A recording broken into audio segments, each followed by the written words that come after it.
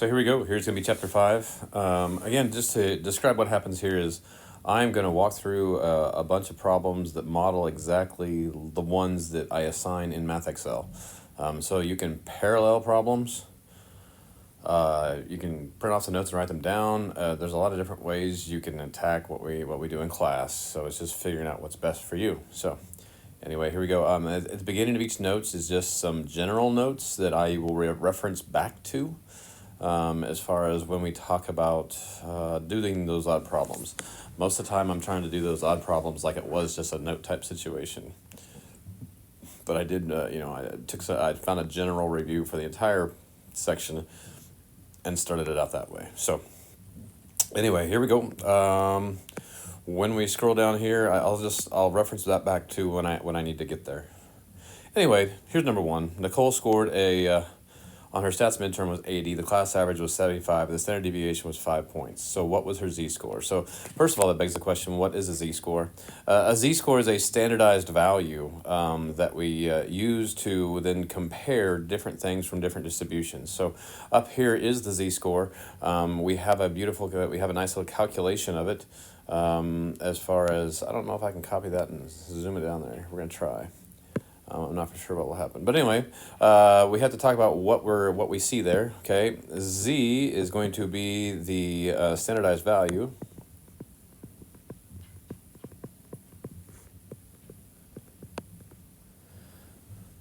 X is the observed value. Mean mu is the expected value.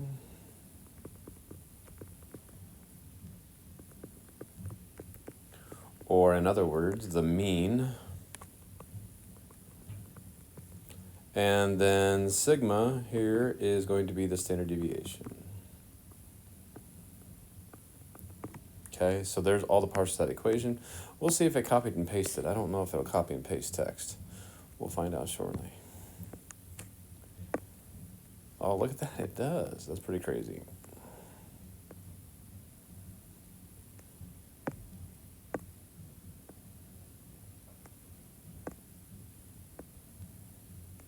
Except if I want to move it, it doesn't cooperate. There we go. Sorry. I killed that problem. So anyway, we want to standardize that value. So that means that if I grab a pen here, z is going to equal. Now, Nicole scored an 80, so that's going to be my observed value, x. The mean class average was 75, so that comes next. Divided by the standard deviation, which was 5. So she scored 5 points above the average, which was 5 points is a standard deviation. So that has a z-score of 1. So that means that basically we now know its position in a standardized curve, which this is. We know that Nicole fell in right there, a little bit above the middle, which we knew from her score anyway, with a score of 80 and a mean of 75. But we will just expand that a lot. So moving back to number 2, Mark McGwire hit 70 home runs.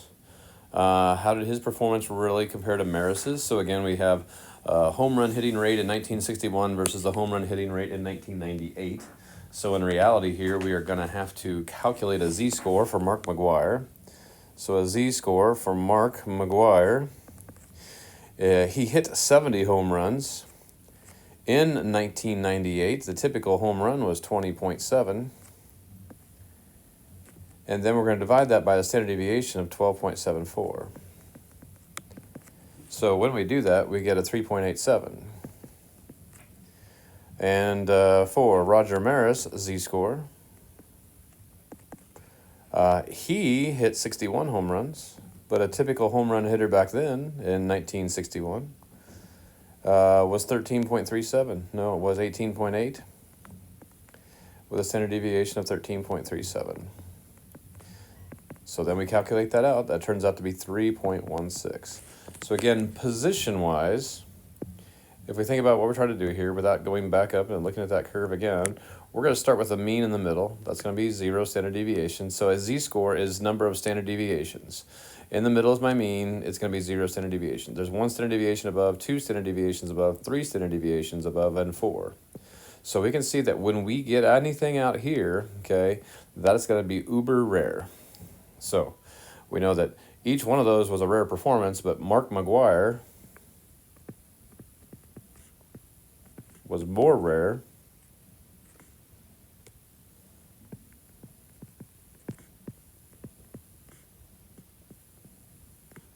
because he was more standard deviations above.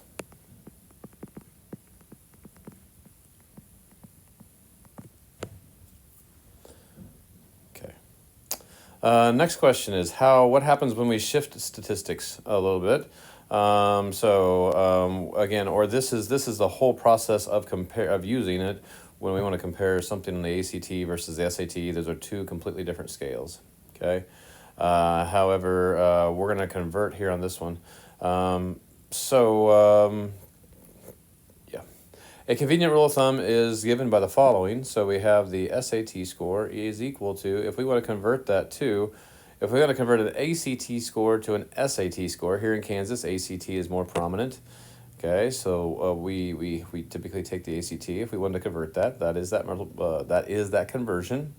Now, what we have to understand with statistics is when I am going to add or subtract a set of data.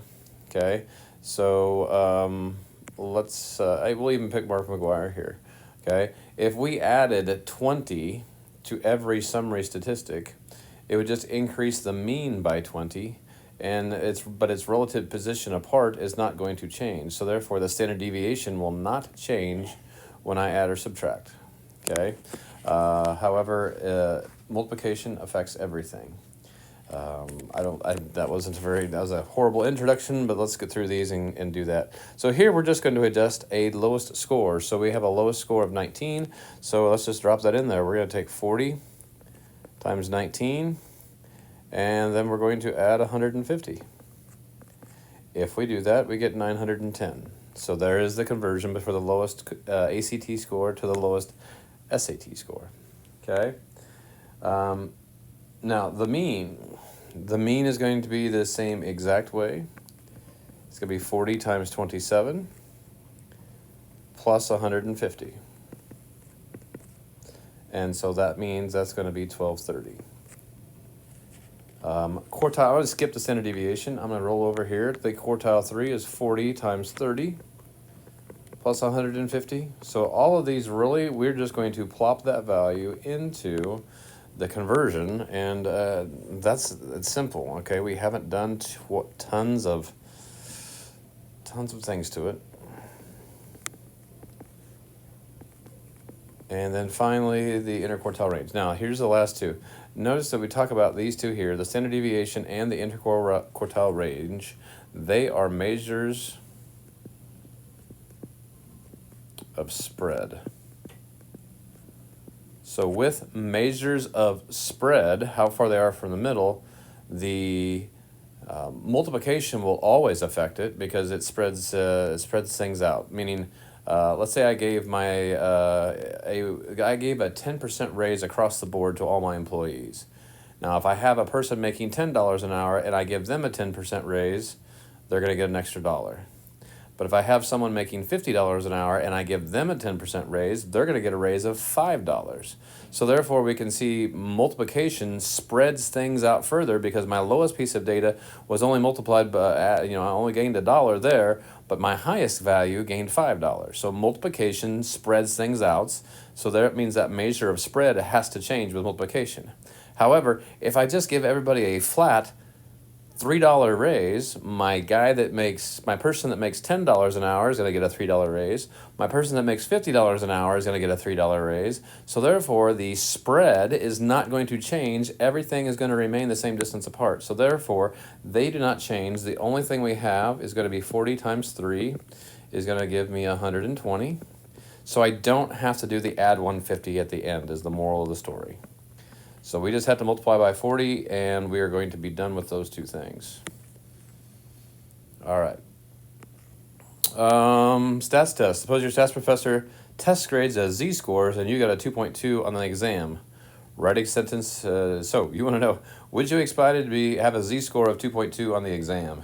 Okay. And again, you should say yes.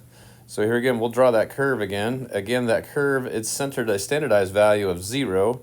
Down here is a -1, here's a -2. You wouldn't want to be down there. However, our z-score was up here at 2.2. That was our z-score, okay? So we should be excited, okay? If we had to explain that, you would say my score is 2.2 standard deviations above the mean, which means we did really good. Okay. The mean score was a 75 points, a standard deviation of 5, and Greg's score was a -2. What was Greg's score? Okay, so here we go. This is where we actually have to do a little bit of algebra for this class.